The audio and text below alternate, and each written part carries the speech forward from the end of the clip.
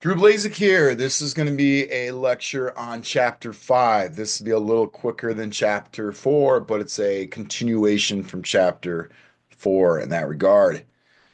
Let's go to our screen. Let's get to it. So we're looking at elasticity. Pause the video if you haven't looked at the PowerPoints, know the equation, the midpoint method, understand the definition of elasticity, understand the equations. I do not cover the cross price elasticity. That's the end and the income price elasticity. It's your job to look at the equation. It's just important to note that the price elasticity of demand and supply is very similar, that it's going to be uh, the same equation. It's the absolute values important to see. And then if you have the cross price elasticity of demand and you have the income price elasticity of demand, that is not the absolute values. That's important to note. Let's get to it. We got prices here. We got quantity demanded. Using the midpoint method, if the price falls from 200 to 150, right here, I'm going to highlight that. 200 to 150. The absolute value of the price listed demand is what? All right, so what we need to do, um, it's not really too complicated. Let me just explain what is the midpoint method real quick. It's the difference between the values. So we're going to measure those two and the price. It's the difference between them. Always remember when you're doing percent changes, you want to new minus old. Now, this is absolute value, so we don't care. We can mess this up. But when we talk about income and cross price elasticity, you have to do it correct. If we're going from 200 to 150, when I say newest, the 150 is the newest price. So it's new minus old divided by old. That's how you, or I'm sorry, that's how you do the normal percent change. What we're doing is new minus old. The midpoint method is a bit different. It's new minus old. You still find the difference. And then what you're doing is you're going to add those two values up and divide it by 2. Now you find the midpoint of those. Why are we doing the midpoint? Just think in your head real quick. If I had $100 and it dropped to $50, that's a 50% decrease. And if I go from $50 to 100, that's a 100% increase. So we have different scaling and different percentages. The midpoint method would give us the same percent change from 100 to 50 to 50 to 100. That's why we do it. So let's talk about it real quick. Let's do quantity demanded first. So I'm going to do the absolute value last, so we understand what it is. So I'm going to bracket this. What I'm doing is new minus old divided by old. Not too important uh, to do it for this one, but for cross price and income, you have to do it correct because that's not the absolute value. Definitely study those. I'm just going to do these in this video. So what we're doing is I'm doing new. We're going to do quantity. That's the new one minus the original 30, right? Drop the price. Now we're having more of it. And then I'm going to divide it by not the original. That's how you do typically percent change. But I'm going to do what is the midpoint. I'm going to add those two up and divide it by 2. So we're taking the difference divided by the midpoint. So how I'm going to do it in Excel, I'm going to do double bracket because I want to add those two up, this plus that, right? I'm adding it up and I'm going to divide it by 2. All I did is found the midpoint right away. 30 plus 70 is 100. Divided by 2 is 50. So we're taking 50 divided by 50. That's what we're doing here. Now, the tough part is make sure the brackets in Excel. If you notice, when I put that last one on, it lit up that black one there. I have one more to do.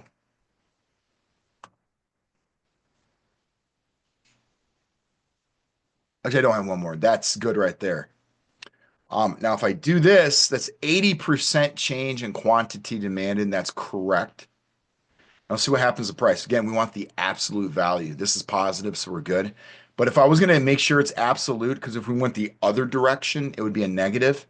I'm going to go in front of that equal sign, and I'm going to type in absolute ABS. That's all you have to do, and I'm going to hit tab. I'm going to hit a bracket, an open bracket. I'm going to go at the end of it and hit a close bracket. And then that's going to be absolute. Now, if it's a negative, you could just multiply it times negative to make it a positive. We just want the positive value. All right, so it's a change of 80% in quantity. Now we want to measure the change in price. Well, that's going to be, let's do the same thing. It's the new minus old. Right away, this is going to be a negative, right? 150 minus 200.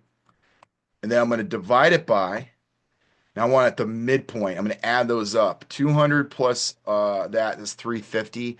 Divide by 2, what I'm doing. So I'm going to do a double bracket. I'm going to add those up. So I did that. Divide by 2 and close it. So since that's negative, I want the absolute value. So a couple things I could do is multiply it by -1, and then that would be correct, right? I want the positive value. Or just get used to doing ABS if you want good of Excel. Hit the tab to get the function. I'm going to hit the open bracket, and then I'm going to close bracket here. All right, so we did the percent in quantity and the percent in price. So I want you to think about it. The price changed by 28% and quantity demanded changed by 80. Quantity demanded had a greater change than price. That means imagine you go into the store, you want to buy Rockstar and it changed by a penny and everybody got out of it. That means it is very elastic. Okay. That means a small price change, there's a 28% cause a larger quantity change. So elastic, I want you to think of a rubber band. If you barely put pressure on that rubber band, that's the change in price. And quantity changes, it's really elastic. It bends very easy. So what we want to find out, what is the elasticity of demand? The elasticity of demand is equal to, look at the equation, quantity demanded change, percent change, divided by the percent change in price. So when you're given a value, so we're going to go 80 divided by 28.57. So elasticity demand is 2.8. That's a large. Okay. So I'm going to give you a couple notes here. If it's greater than 1, it is elastic. If it's less than 1, it's inelastic. Greater than 1, elastic, less than 1, inelastic. If it was less than 1, the price would be greater than the quantity because you're doing quantity divided by that. If it's less than 1, that'd be like 80 divided by 300%, for example. That means if it's inelastic, it is not bending to the price. It's like gas. Gas could double in price. It could have a 100% increase, but yet we're still purchasing a lot gas. So that'd be inelastic. And that would be a less than 1 value. Okay, just the note, if I had to type it up, elasticity of demand is equal to the percent change of Q divided by the percent change of P. So if I gave you the percent change of Q and I gave you the elasticity of demand and I want you to find the percent change of price, just rearrange the equation. The price on that side, and what you're doing is you're taking the percent change of quantity demanded divided by the 2.8. So if I took 80% divided by 2.8, that would give you a 28.57. So you see the equation, I could type it any way like that. Look it up in the PowerPoint, you'll see what I'm talking about. All right, last part. I got these graphs here. I spent some time on this. You're welcome. This is pretty awesome here. Elasticity demand, here's our nice little graph here. I'm doing something simple here. What is the price elasticity if the price of this good changes from 115 to 55? So we're at 115 at a quantity demand at 25. We drop the price. And just a note, supply, I didn't do an example here. It's the same concept. It's upward sloping, same equations. You just have to do the same thing. So you drop the price. Look, I drop it to 55 and look our quantity demanded. 95 goes up, right? Inverse related, downward sloping. Demand curves, downward sloping, inverse related. Drop price. So now let's try to solve it. We want to know the percent change in quantity. I'm going to go equals. Here's quantity. I'm going to do the new. It doesn't really matter because absolute value, but you want to get used to this. Minus the old, right? And then I'm going to divide it by double bracket, new. Oh, I hate when it does that. You can just type it in. New plus the old. So I'm finding the average between the two. Divide by 2. I close it up. 117%, we do not need the absolute because that's a positive value. Now we want to find out percent change of price. So if this is a positive, we know this is going to be a negative, but we want the absolute. Let's find this out.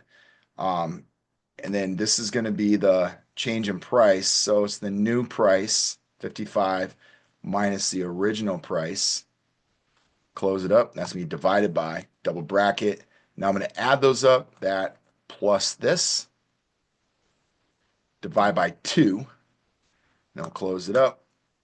Negative 71 is not correct because that has to be the absolute.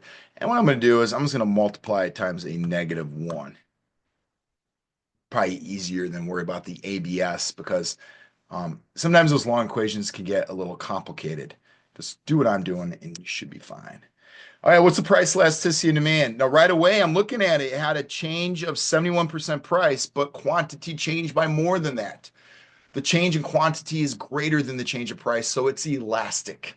It had a certain percent change, and the quantity, everybody got out of it more than the percent change in price. So what we're going to say is this divided by the change in price, 1.65 greater than that. That's an elastic demand curve. This is important. The more horizontal, I'm going to show this right here. I'm going to copy this. The more horizontal the curve gets, the more elastic it gets. How do we know this? Look, there's an E. Look at the E. There's 3 horizontal lines. The more horizontal it gets, it looks like an E because you have 3 horizontal lines. It's elastic. And what does that mean? The more horizontals, look on the graph real quick. I'm going to put this demand curve here like that. That means a small change in price, right? Let's go to $70. It goes right here. Let's say it goes to 55. 70 to 55, a small change in price caused a massive change in quantity. That's elastic. Good way to look at it. Let's look at the next curve. As you can see, this one does not look horizontal, it looks vertical. So we'll find out what this is. So let's find out a change of 115 to 55. So it goes 115 to 55. Well, we want to find out first the change of quantity. So I'm going to go equals. Well, here's the change of quantity. I go here. It went from 65 to 85. So we do the new minus the old divided by double bracket, new plus the old.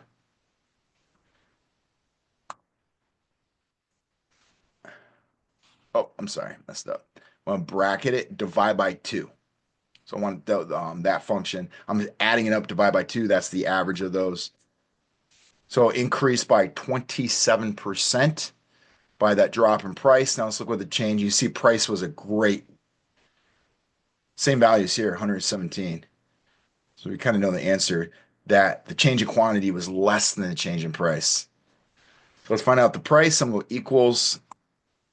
Again, I'm going to do the new price minus the old. This is going to be a negative value. And then I'm going to divide it by double bracket new plus the old. Really, it's just that first part you have to do correct to make sure it's for the income and the cross price. And then close it, divide by 2, close it. So we got a negative 71, and I'm going to go outside here. I'm going to multiply that negative 1. There we go, 71%. That's the absolute value. And now let's find out the cross price elasticity of demand here. That's going to be divided by this. 0.38, it's less than 1. That's an inelastic demand curve. What does that mean?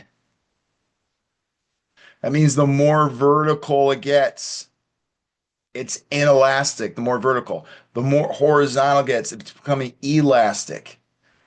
Inelastic. How are you going to remember something so crazy like that? Well, inelastic has an I. An I is vertical. The more vertical it gets, it looks like that. Easy to remember.